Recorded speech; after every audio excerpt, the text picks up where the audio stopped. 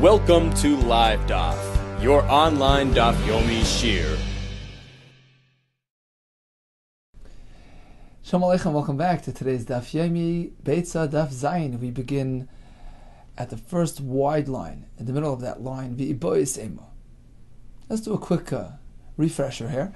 We had a statement in the name of Rav Huna Amarav, who said, Beitzah im yitziasa nigmara, which seems to sound like the egg is only considered complete and fully developed once it emerges, once it's laid.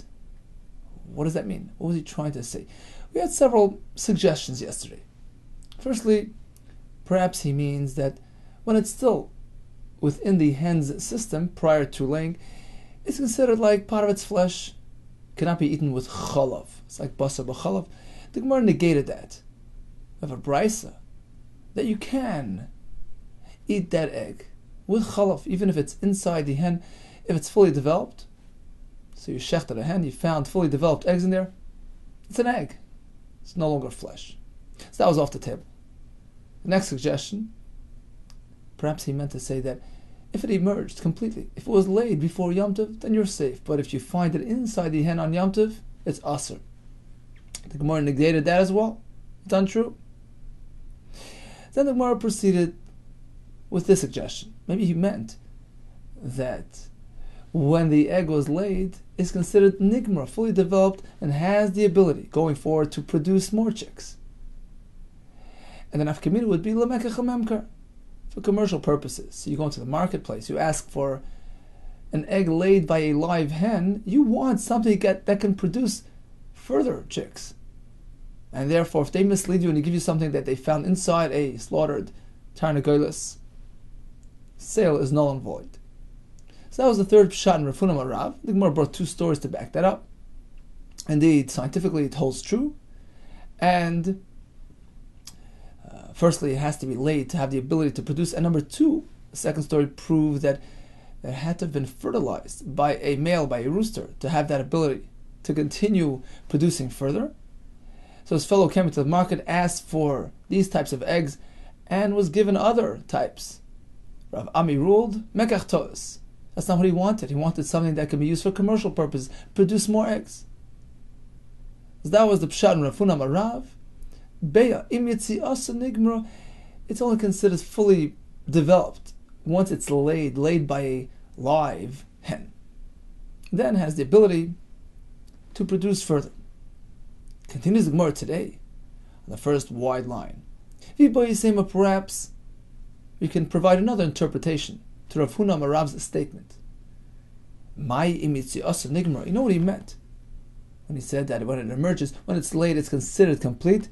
Ruba nigmara, even if it's only mostly laid, meaning it came out mostly, and then even if it was reabsorbed back into the mother, it's considered fully developed, and as though it was laid. In which case, if this happened before Yom Tov, it's considered laid before Yom Tov. So even if it falls out on Yom Tov itself, it's mutter. As Rabbi Yehuda told us, the egg emerged mostly before Yom Tov, and then went back inside into the hen. It may be eaten on Yom Tov because it is considered to have been laid before Yom Tov. That's what he meant to say. Beitzah im yitziasa nigmara, as it's coming out, even if it hadn't yet dropped down, it wasn't really laid. Most of it emerged, but then it was reabsorbed back into the hen, considered laid, considered finished.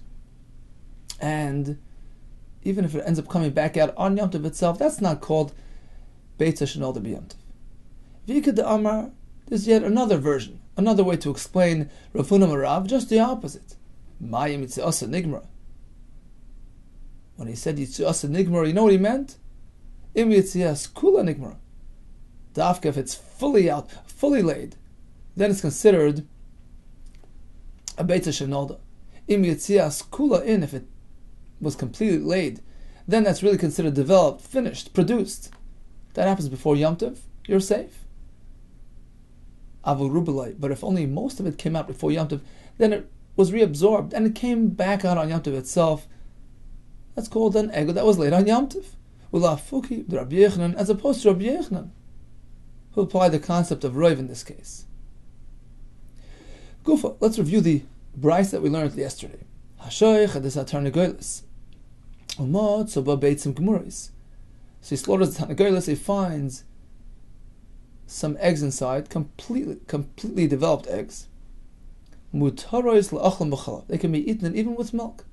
Rashi explained that gemuris doesn't necessarily mean completely developed as we see the eggs, the yolk and the white and the peel. He means like this, that even if the yolk itself was fully developed, that's what Beitzim Gemuris means, and at that point we already consider it independent of its mother. It's not considered part of the basar, it's not flesh, and therefore mutar l'achlam b'cholav, you can have it with milk. That's the Tanakama. Rabbi Yaakov Omer, im hayum urois begidin asurois, if those eggs were still attached with their veins, meaning the connective tissue was attaching the eggs with the ovary, we consider it to be part of the hen, considered basar. It may not be mixed with milk. Man tana lahadatan rabbanon. Who is the author of the following Beitzah, which says oichel min nivlas oif tahor? If one partakes, if one eats, someone's in a veil of an oif tahor, of a kosher bird which died. Halacha is if he eats some of that flesh, he becomes tummy and his clothing as well. But that's only if it was from a dead kosher bird. That's only if it's the edible portion of that bird, and it has to be flesh. Therefore, says the Beitzah, if he eats part of that nevela, and what are cases where we don't apply this halacha? What doesn't conform? Min hashlal shel beitzim. Let's say he had some of those eggs. He ate from the cluster of eggs. So although they're edible, but they're not flesh. So he's tar. So he ate inedibles. Bones. Some of the veins. Or he had some of the flesh which was removed while the bird was still alive. That's not called nivlas oif tar, and therefore this fellow is tar in all these cases. For three reasons. Either because it wasn't flesh, it was eggs, or it was inedible, bones and veins, or it was basar, removed while it was still alive. However, says the Beitzah, in the following cases he'll be tamei, mine eshkel shel beitzim. Suppose he partook from the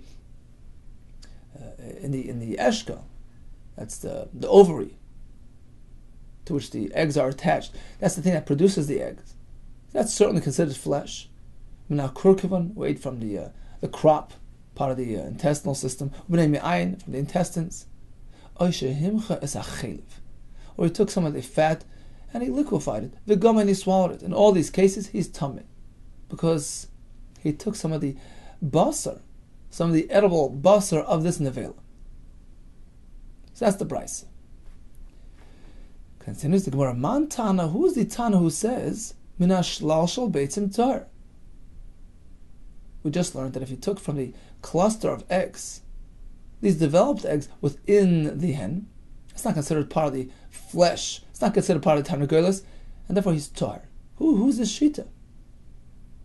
Who no longer regards these eggs as part of the mother's flesh.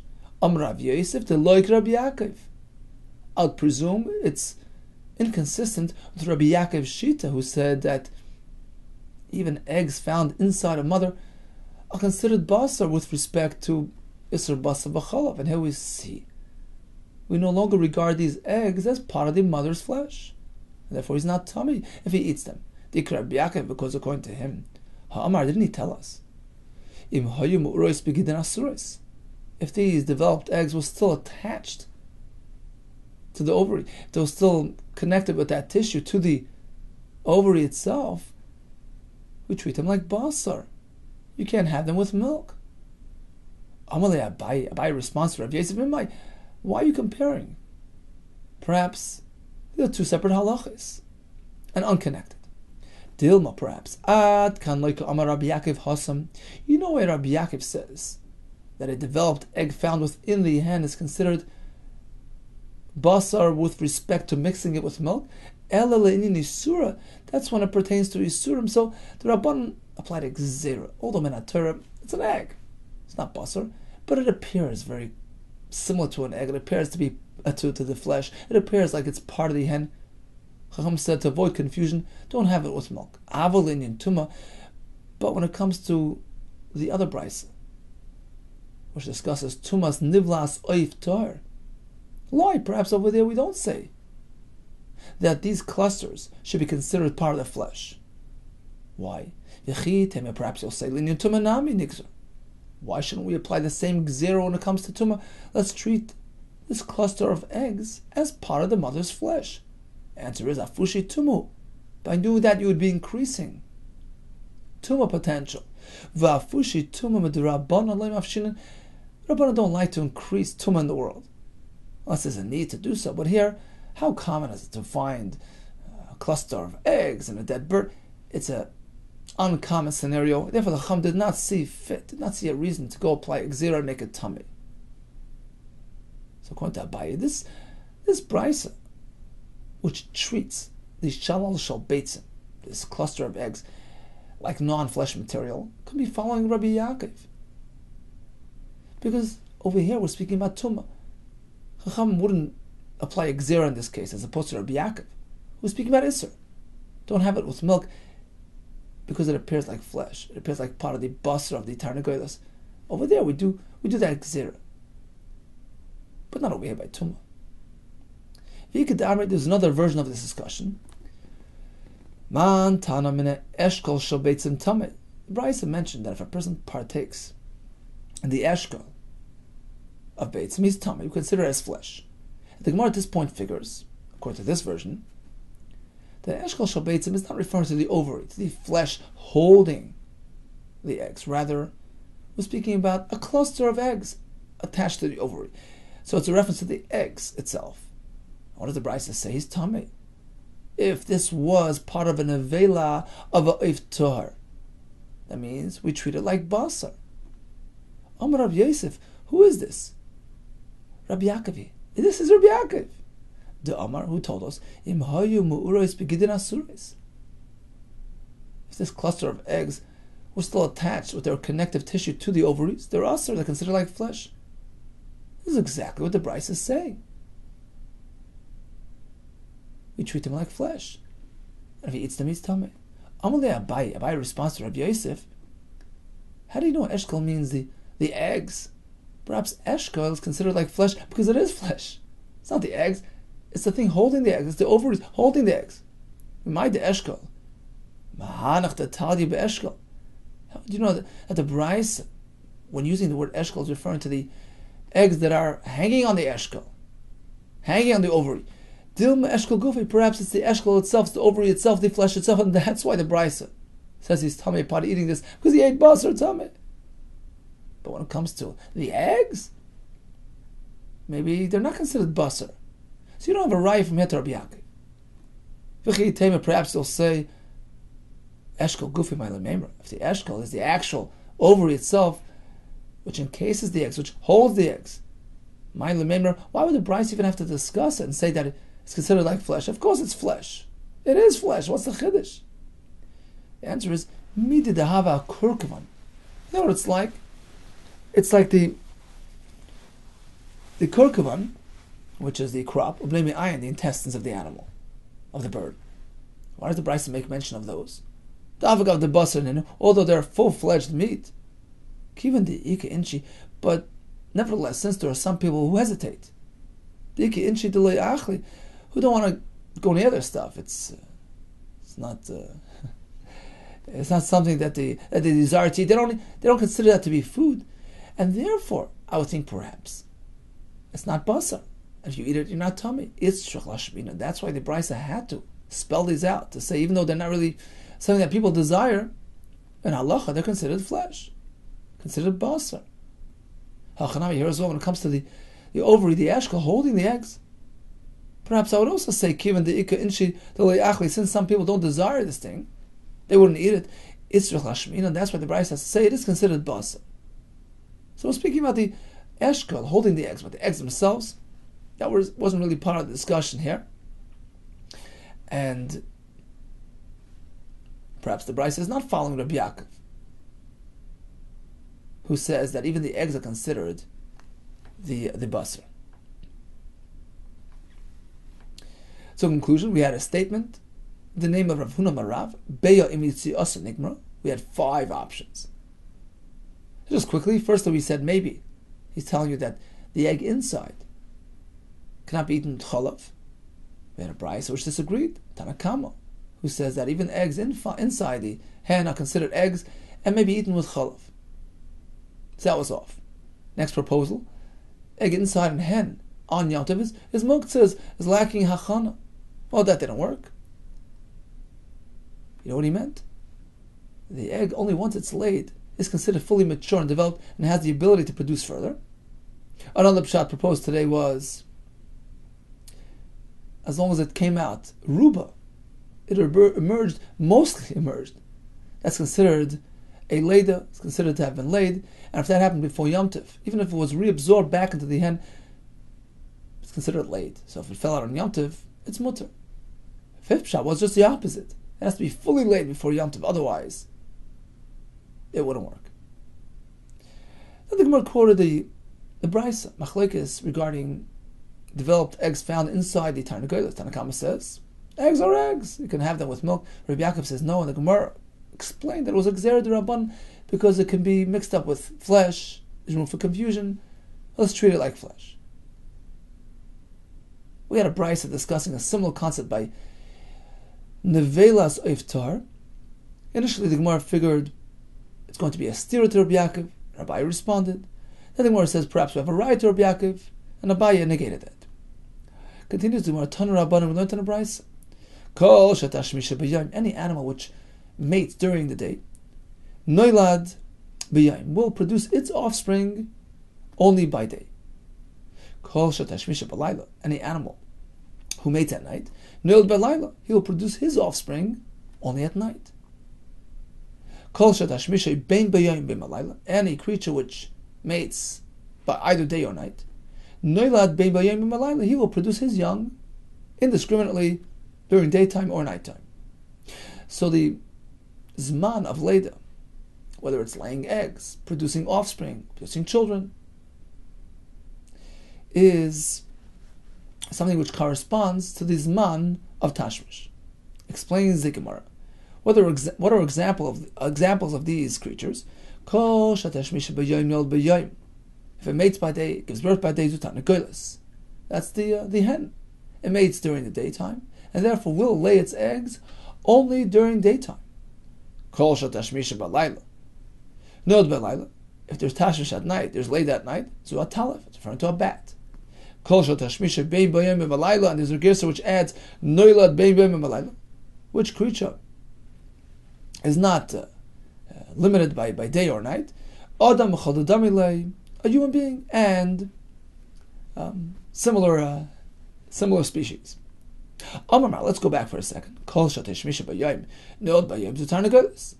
So tarnagolos mates by day and gives birth by day. Manafkamina. It's a very interesting scientific fact, but what's the point of mentioning this? Says the Gemara, there is a halachic ramification. Look at the Rav Mori Brei Rav Kahana. As Rav Mori tells us, the Amar Rav Mori Brei Rav Kahana. Bodak bekina shetarnagolim merav Yom Tov. Suppose this fellow approached his hen's nest, his chicken coop, erev Yom Tov. It's erev Pesach. He wants to know whether he can find a nice fresh egg for his kara. So he takes a look. V'lo matzah beitzah. Unfortunately, there's nothing new, no eggs there. He's on the way to shul. Rashi says it's been hashmashos. It's already at the end of erev Yom Tov. So it's either now or never. No eggs, sorry. Ulamachar. Okay. He has a seder. Towards the end of the evening, before daybreak, Ulamachar hishkim, he gets up early. Umatzah beitzah. He goes back to the coop. Mazel tov, he finds an egg. Muteres. This egg is muter. Now what's the question here? When was it laid? If it was laid erev Yom Tov, you can have it on Yom Tov. You can use it for his second seder on the car. But if it was laid throughout the night, it's a Beitzah Shenol B'Yom Tov, and it's also according to Beitzah. What does the Gemara say? What does our Mori tell us? Beitzah muteris. We can safely assume this egg was laid yesterday, during daytime. What do you mean, Valay Badak? He checked his coop, he checked his nest. There were no eggs there. So the Gemara is assuming, because the Tarnagolis mates by day, it must be that it laid it by day. But this fellow checked, he didn't find it. You know what? Maybe he didn't check properly. Maybe it was camouflaged. It was a brownish looking egg, which blended into the brownish substance sitting in the nest. He didn't check properly.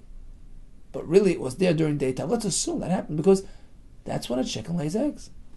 And therefore it's mutter for Yom Tov use. Even if you'll say that he did check properly, it can still have been laid during daytime. You know how? Rabbi Yehuda maybe most of it emerged from the hen on Erev Yom Tov and it was reabsorbed and then fell out throughout the night. Because Rabbi Yehuda, as Rabbi Yehuda tells us, we consider that to have been laid before Yom Tov. Once it comes out, ruba kikuloi. And therefore, says the Gemara, based on this assumption, you can have this egg on Yom Tov. Let's go down to Rashi, 2 lines from the bottom. Says Rashi, what do you mean? How likely is it that really happened? It's something which is really uncommon. Came out, went back in.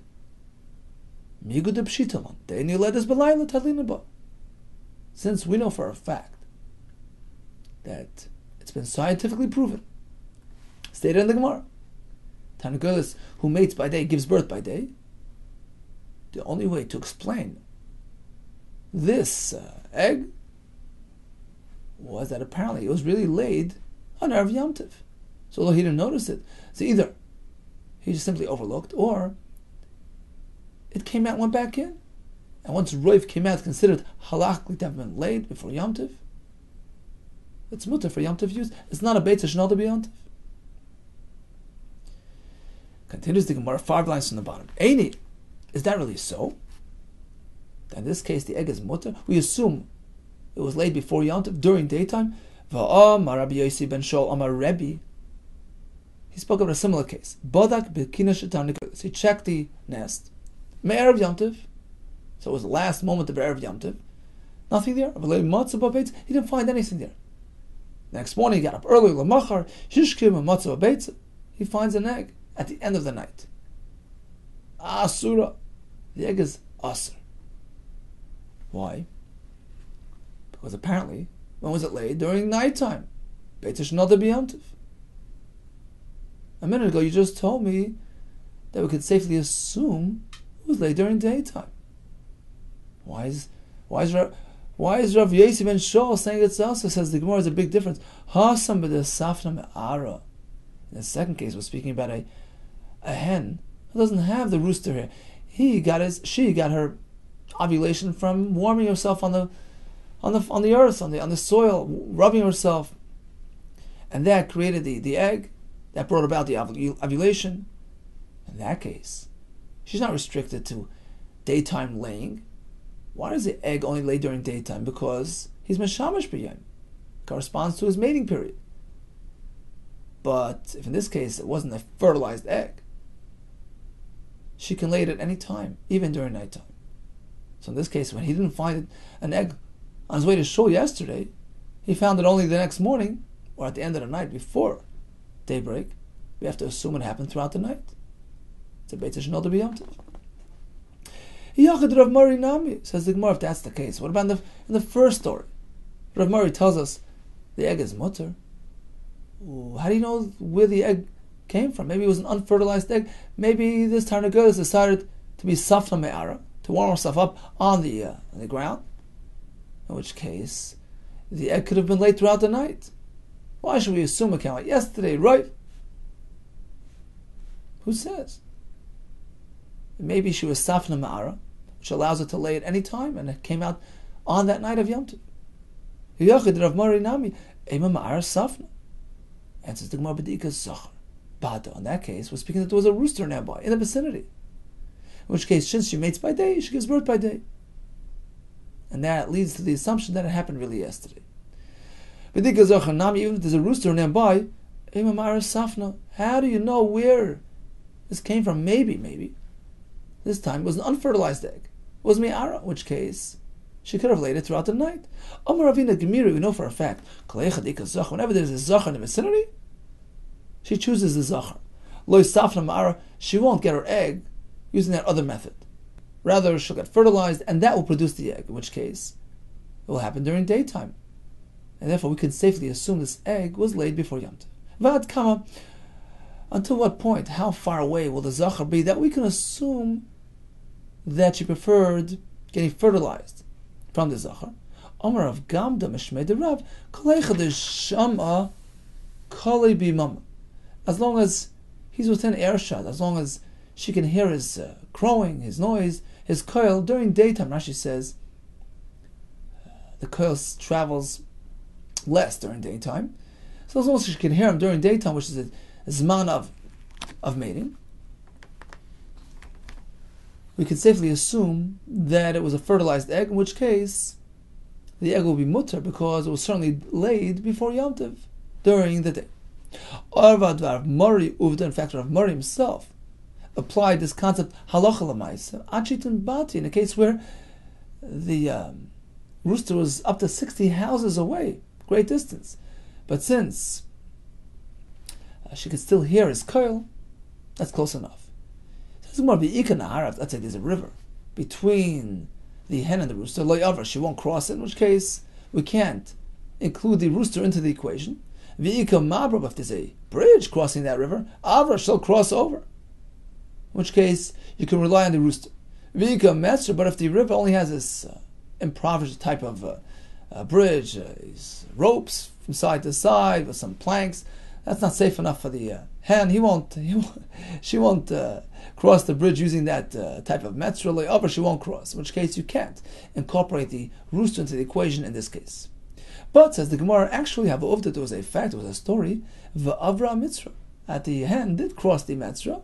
Apparently, even when there's some form of crossing, that is sufficient for the hen to cross, in which case we can go ahead and include the rooster into our consideration and be matir the egg. So the Gemara figured it's not something the hen would do.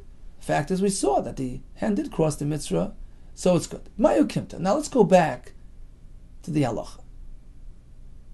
How are you interpreting the halacha? What are we speaking about? The second case. Right? He checked the nest at the end of Erev Yom Tov, no eggs. He came back again on Yom Tov before daybreak. We say, since this hen does not have access to a rooster, safna me'ara, it's going to be an unfertilized egg, in which case we have to assume that it happened throughout the night, and it's a Beitzah shnol to be out. Mayikimta, what are we speaking about? But safna me'ara. She warned herself on the ara, in which case it's probable that she laid it throughout the night.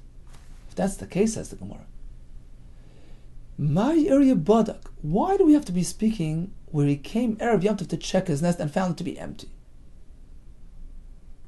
In which case, now you're compelled to say that the egg was laid during the night and it's asur. Kilu badak nami, even if he hadn't checked it yesterday.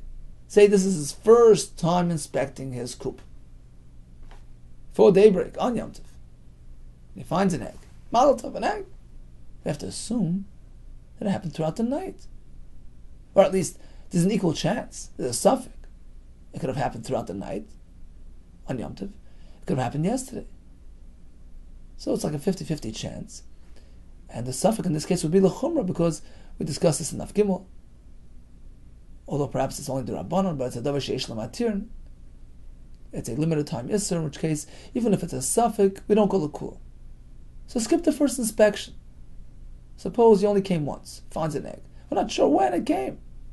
Tonight, Yom Tov, or yesterday, Erev Yom Tov, you have to go l'chumra. Ki loy badak, says the Gemara, if you hadn't inspected it yesterday, this halacha wouldn't apply. Ema me'es malavai, we would assume that it was laid yesterday on Erev Yom Tov. Why? What do you mean? But the Safna Ma'ara, she's not limited to daytime. But Rashi says, Roiv will lay during daytime, even if it's unfertilized. That's the fact. Roiv will be moiled by day. Therefore, if this fellow hadn't conducted that first inspection to ensure that there was no egg there during Erev Yom Tov, and now it's his first time here, before daybreak on Yom Tov, he can safely assume this egg was laid yesterday, even though it's an unfertilized egg, because Roiv do that. But now that it's the second time here, he already inspected the nest yesterday, found nothing. And now he comes again, he finds an egg. Now we have no choice but to assume that it happened throughout the night. Beitzah shnal de b'yontiv, it's asur. He says more, but if that's the case, if your facts are true, that Roiv give birth by day, ki badak nami, even in the case we had a prior inspection. He came out of Yom Tov, no eggs. Came again on Yom Tov, he found an egg. We should still speculate that it happened there of Yom Tov. Rabbi Yehuda, what happened to that? Maybe it emerged mostly and was reabsorbed on Erev Yom Tov, in which case it's an Erev Yom Tov egg. Look, you're telling me it's most likely that the hen would lay on Erev Yom Tov because mostly they lay during daytime. In all cases, fertilized, unfertilized. So even in this case where he checked the coop, no egg on Erev Yom Tov, he came back on Yom Tov, he finds an egg. What are you going to say? You know what I'm going to say? It came out Ruba on Erev Yom Tov. Even in the case where he was Baidik Erev Yom Tov and found nothing, I can still be matter the egg. Ema, let me say, Yotzasa Ruba v'chazri. Most of it came out Erev Yom Tov. It was reabsorbed. Rabbi Yehuda, who says it's considered a Leida. So it was laid during daytime. To Rabbi Yehuda leishchiach. To propose Rabbi Yehuda as a solution says more, that's not fair. How often does that happen? It's such an infrequent, uncommon occurrence. So you can't use it as your basis to be matter the egg. And therefore you have to say that apparently this egg was laid throughout the night. It wasn't here yesterday, and it's here now. Apparently, it was produced during nighttime. Yom Tov. Beitzah shnal de b'yom Tov.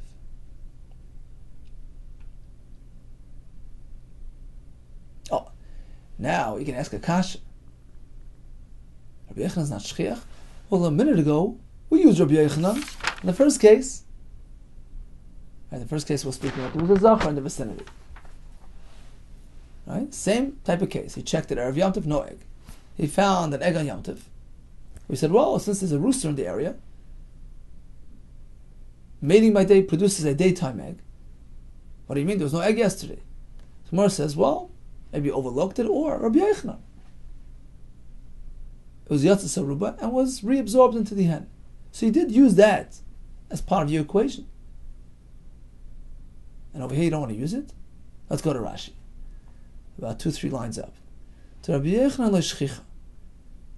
So Rabbi Yehuda really is not a common thing. They say that it came out roiv and went back in. It's not shchiach.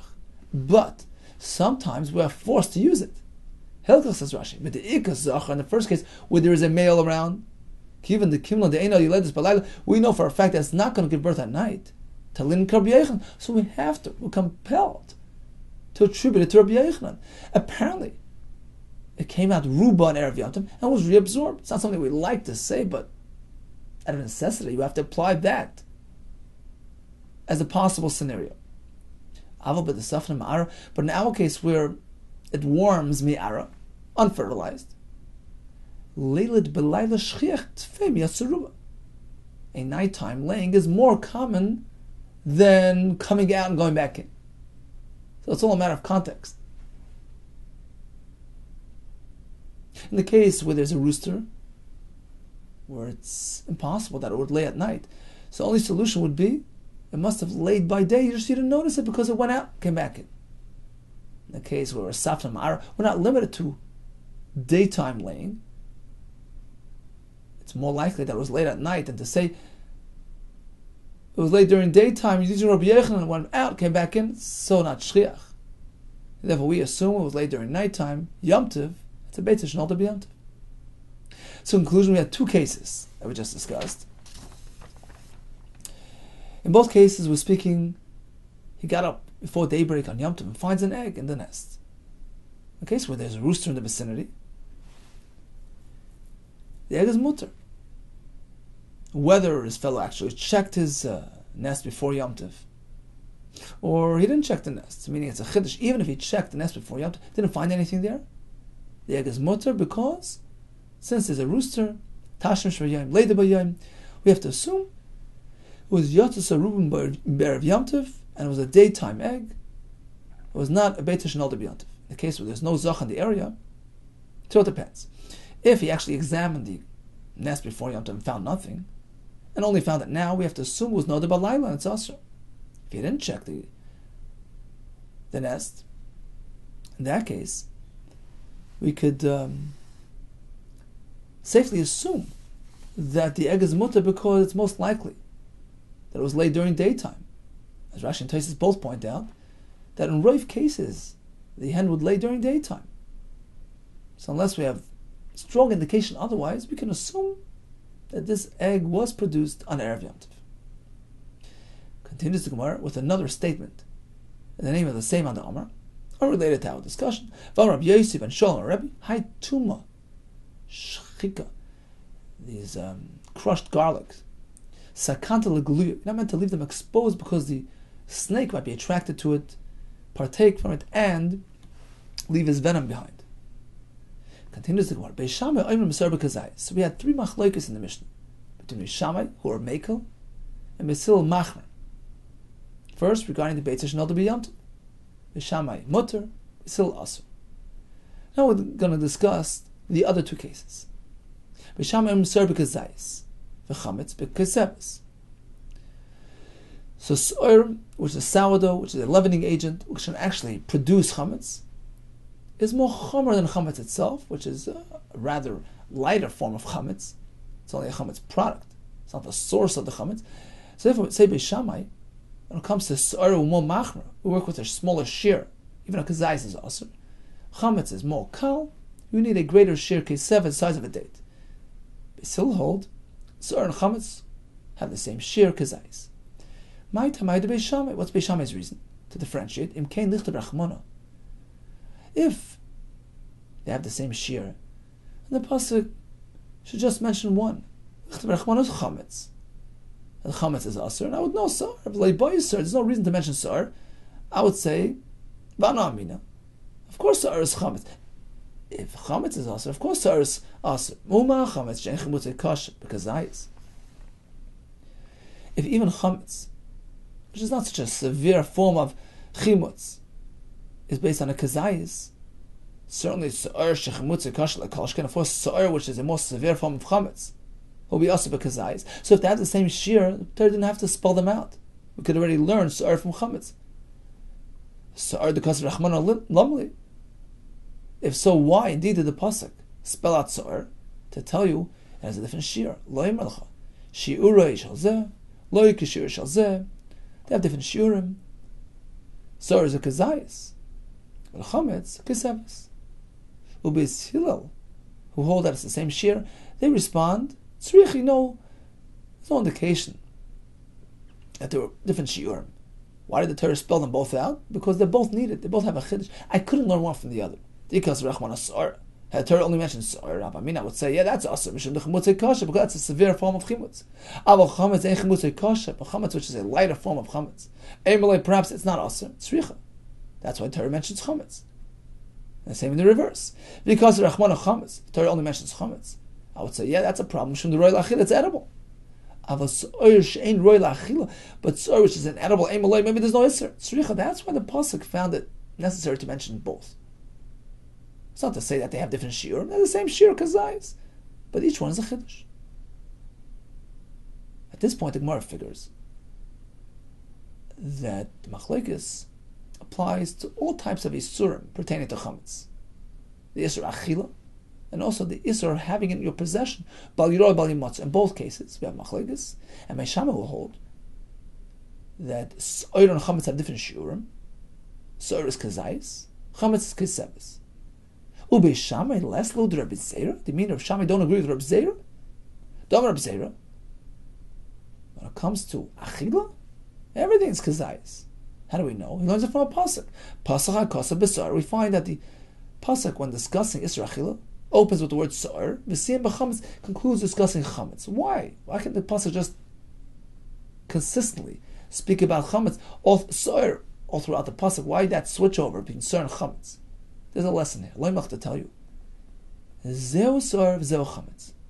Sa'ir and chametz is synonymous.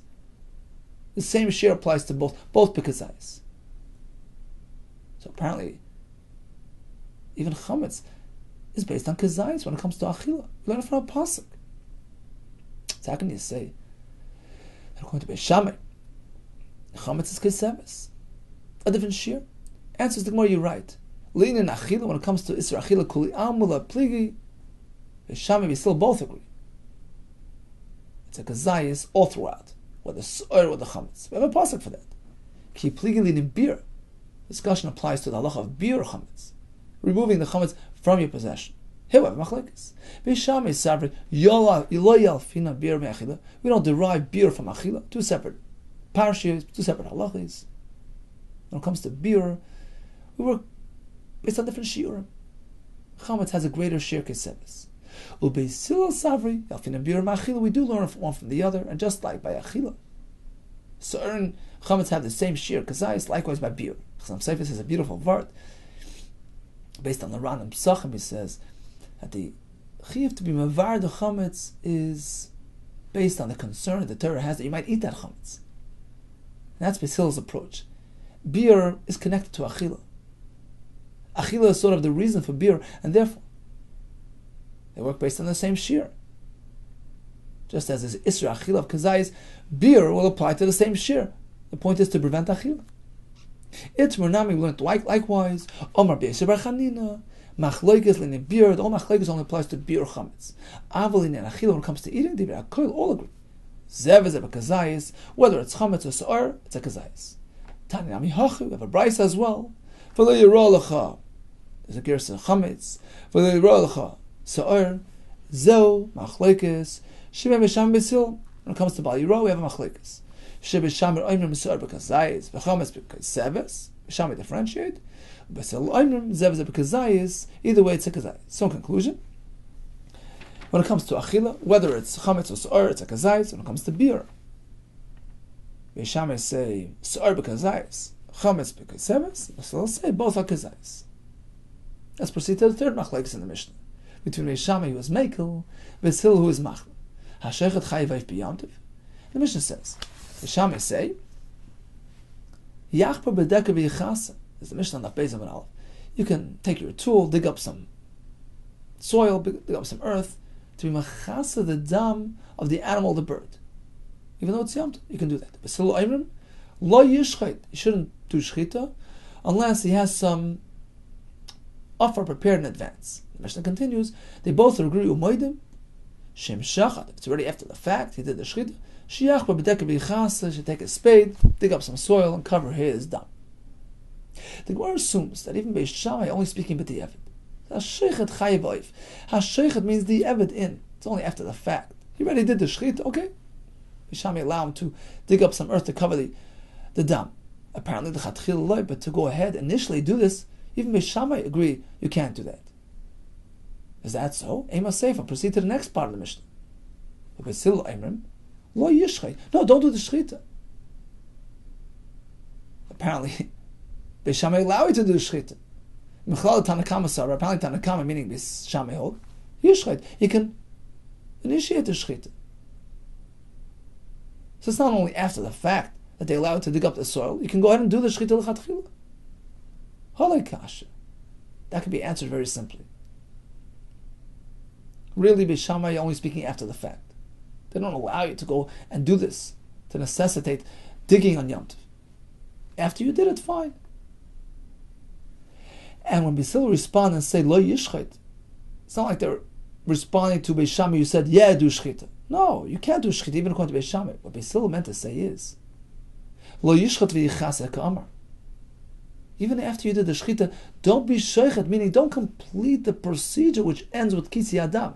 Shchita and kisi go together. It's one continuous procedure. Don't do the shchita, meaning don't finish the shchita, don't do the kisi.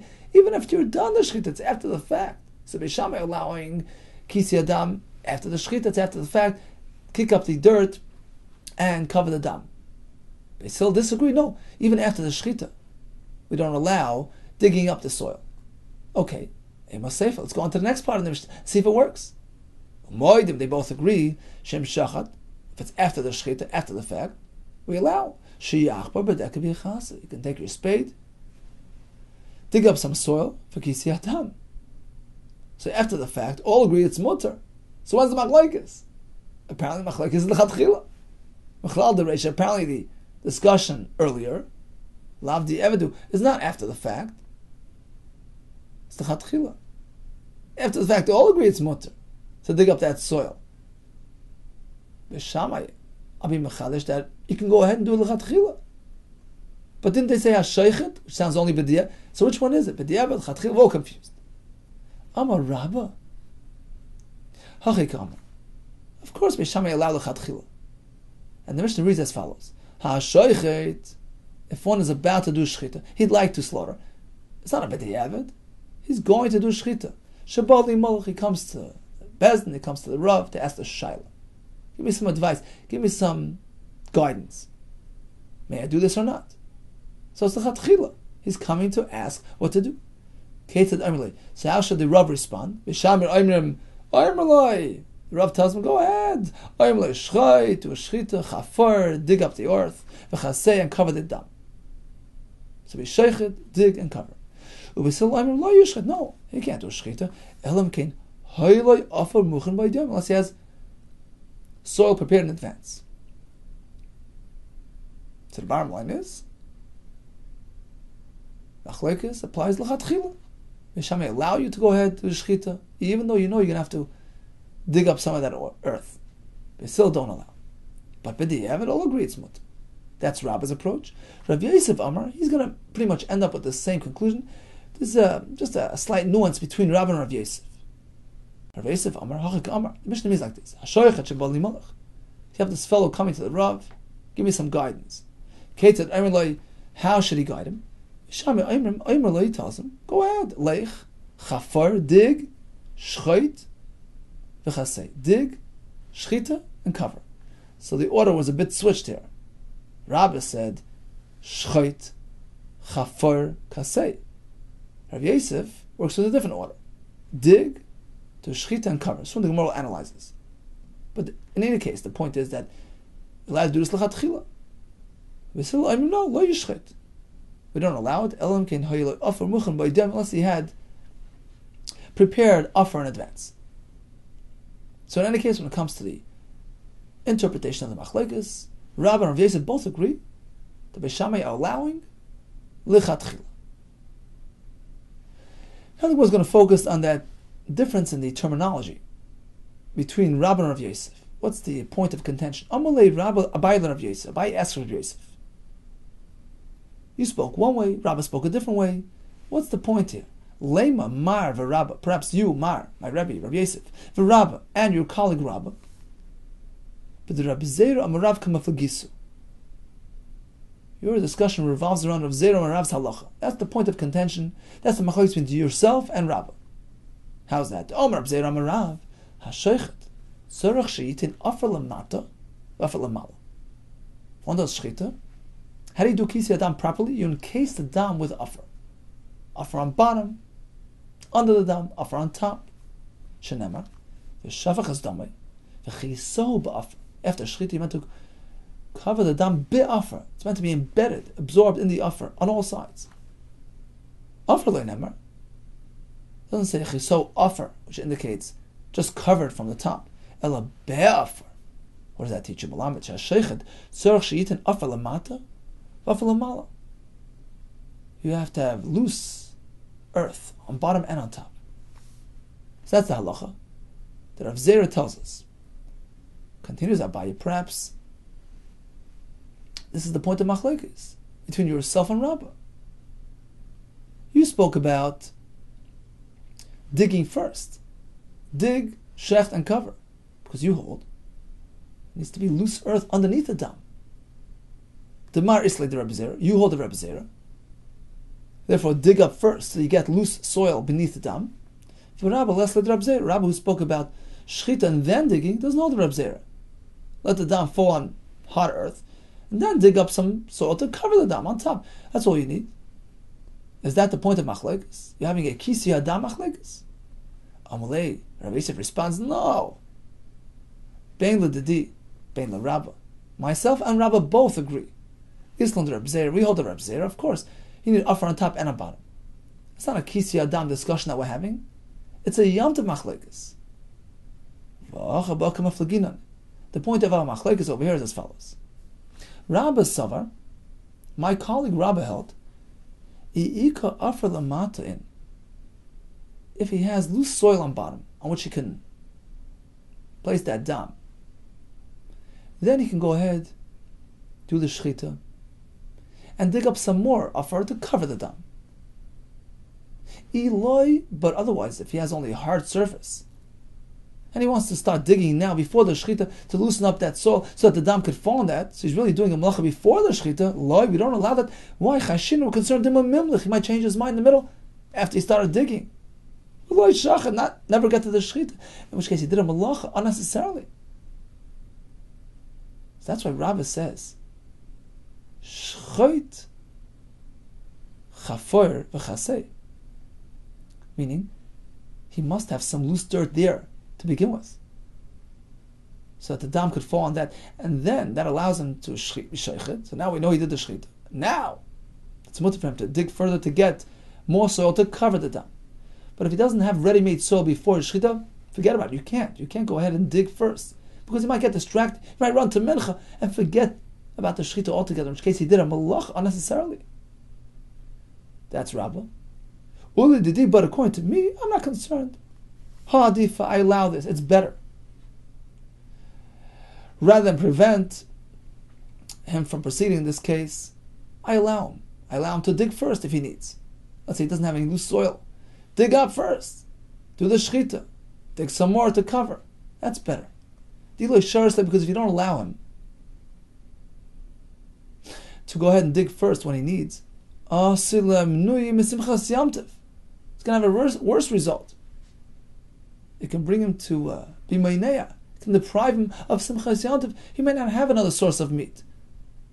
So I prefer allowing him to do it, rather than prevent him because of this remote concern of this far-fetched case. He might start digging and forget what he's doing and stop in the middle. I'm not chayshish for that. Go ahead, proceed, and engage and experience simchas yantiv, which is more important. So bottom line is, can a person dig up soil to cover his dam? Rishama say, yes, go ahead. Yisrael say, no. B'diavad, after the shechita, all agree you can do it. How do you do kisi adam? According to Reb Zera Marav, offer on top and on bottom.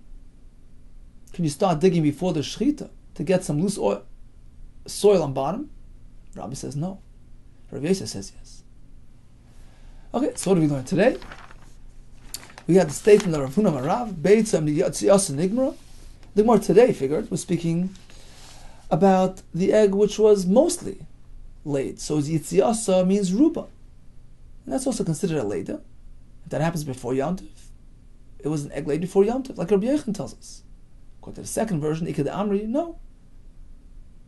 It needs to come out fully laid, but otherwise not considered laid.